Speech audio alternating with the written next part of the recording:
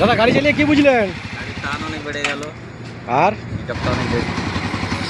এখন যাওয়া 42-তে detox service করা হচ্ছে। তার আগে দাদা এখান থেকে নিজে 4 হুইলার করে নিয়ে গেছিলো, সাথে নিজে লরির কাজ করেছে। রেজাল্ট পাওয়ার পরে আবার নিজের যাওয়াটা করতে এসেছে।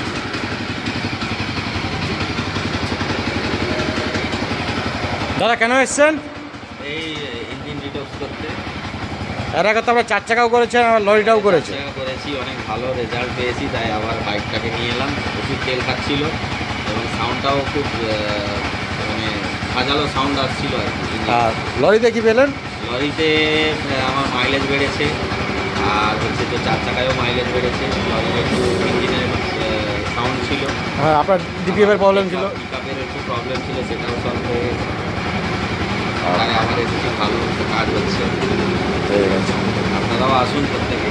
পাবলিককে কি বলেন সবকে? পাবলিককে বলছি, আপনারা আপনাদের গাড়িকে সুস্থ রাখুন, যাতে না রাস্তায় কোনো প্রবলেম হয়। আপনারা প্রত্যেকে আপনাদের গাড়িকে সময় মতো ডিটক্স করুন, তাতে পলিউশনেরও কম হবে সমাজে, আর গাড়িও খুব ভালো থাকবে, আপনিও চালিয়ে খুব ভালো লাগবে আপনার।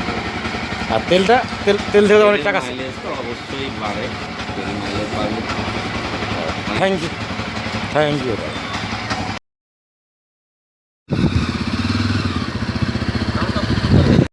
দাদা গাড়ি চালিয়ে কি বুঝলেন? গাড়ির টান অনেক বেড়ে গেল, আর পিকআপটা অনেক বেড়েছে, তারপরে সাউন্ডটা স্মুথনেস এসেছে। আর কি চেঞ্জ করলেন? আর কিছু চেঞ্জ করিনি, শুধু ইঞ্জিন অয়েল চেঞ্জ করলাম আর হচ্ছে ডিটক্স করলাম।